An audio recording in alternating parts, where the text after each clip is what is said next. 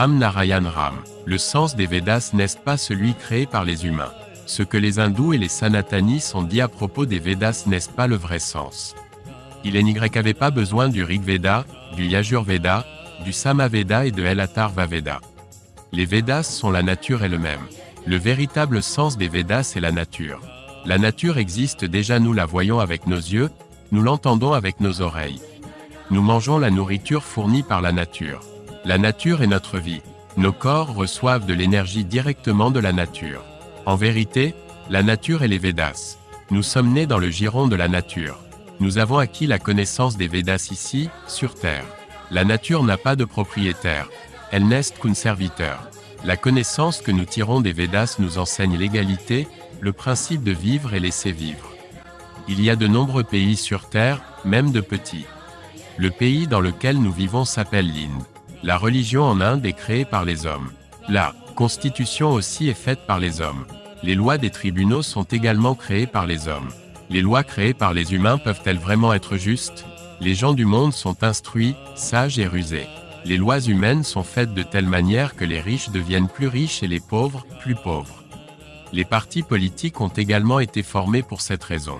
C'est quelque chose qui mérite d'être observé et réfléchi. Des millions et des milliards de roupies sont dépensés en Inde et à l'accent aigu étranger au nom de la religion, tandis que d'un autre côté, des personnes pauvres vivent dans la rue sans accès à la nourriture ni à l'eau. Elles n'ont ni maison où vivre, ni éducation pour leurs enfants, ni soins médicaux dans les hôpitaux. Ces problèmes semblent passer inaperçus.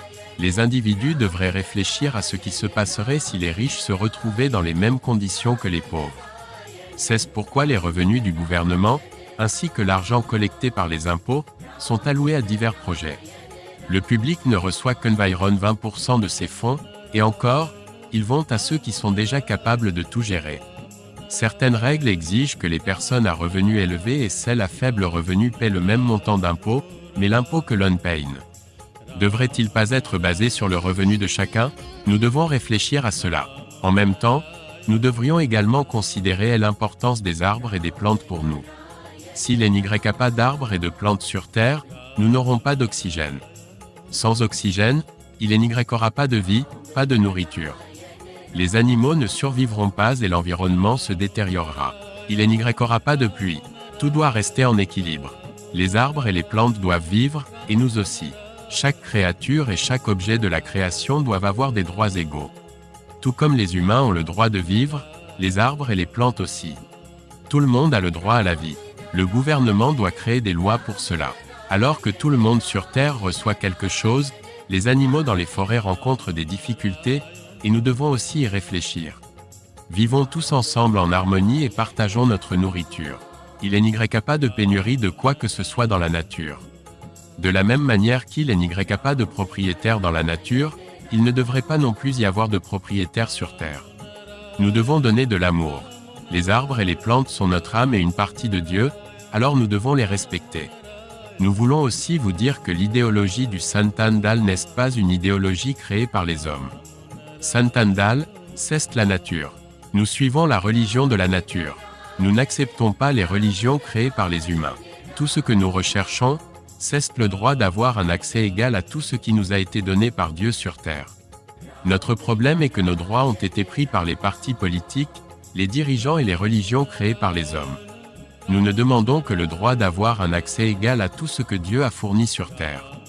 Notre problème est que cet accès légitime nous a été retiré par les partis politiques, les dirigeants et les religions créées par les hommes. La nature est la véritable religion. À part les 5 éléments, il n'y a pas d'autre religion. Rien au-delà de cela ne peut exister. La nature est la base fondamentale de toutes les religions. Par conséquent, les politiques et les lois de la nature devraient être nos lois et nos droits. Elles devraient être nos principes et nos croyances. Car c'est la nature elle-même qui est à l'œuvre. Avant que l'Undenter nous ne soit né, le Créateur avait déjà façonné cette terre et l'avait protégée pour nous. Nous devrions simplement honorer la nature et apprendre à nous comprendre nous-mêmes. Notre organisation, le Santandal, a été fondée en 1966. Nous avons un compte, et nous sommes 10 à 20 personnes à gérer ces opérations. Je joue un rôle central dans cette organisation. Chaque année, nous gagnons et investissons environ 1 crore de roupies. Nous œuvrons pour la libération des peuples et leur fournissons continuellement des connaissances. Si quelqu'un fait un don, c'est pour acquérir de la sagesse, et non pour nous personnellement. Guruji Balak Brahmakariji m'a transmis la connaissance de Ram Narayan Ram. Une fois que les gens découvrent cela, leur vie se transforme. Ils acquièrent une nouvelle vie, et il n'y aura plus jamais de manque dans leur existence. Donner ne diminue jamais rien. C'est prendre qui le fait. Tout comme lorsque nous donnons du sang pour sauver des vies, est-ce que notre sang diminue? Non, en fait, il augmente. Alors, en donnant de votre temps, de vos efforts et de votre argent, servez la nature. Nous devrions honorer et accepter ce que la nature nous a donné. De la même manière, quiconque fait un don au Santa Andal verra sa richesse croître continuellement. Cette personne ne connaîtra jamais de difficultés dans la vie. S'il y a des problèmes, dites-le nous, et nous travaillerons avec la nature pour trouver une solution. Pensez positivement et avancez.